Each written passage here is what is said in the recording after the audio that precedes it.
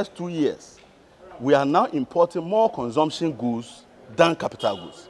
So if you take capital goods, for instance, under the NDC, we're doing something like 2.1 billion for capital goods. Now they are doing 1.9 billion.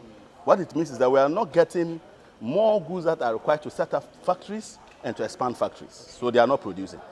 The second one is the intermediate goods. We were doing something in the region of 2.7 billion. You know what they are doing now?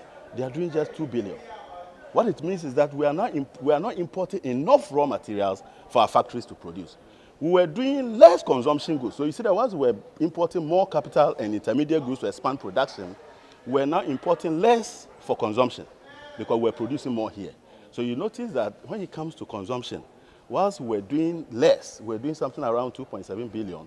I mean 2.1 billion for, I think it was about 5 point something billion.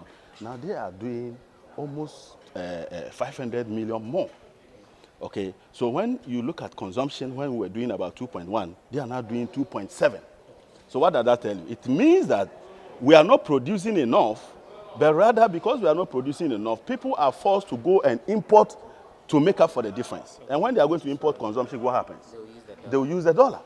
So this worrying shift of the structure of even our balance of payment, our trade balance, is a very worrying sign of lack of fundamentals. And I'm surprised that somebody like Dr. Baumia is sitting there. Okay. Yeah, and that is worrying because he is sitting there now. He is sitting there now. One of the best economists we were made to believe.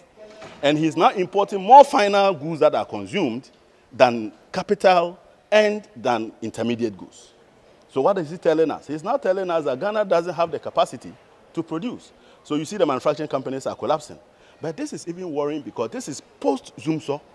Okay, in 2016, we had Doomso, so you can even see that the manufacturing companies were struggling. And yet, they were importing more raw materials. They were importing more capital goods. Now we're out of Doomso, they are not producing, and we are now importing every consumer goods.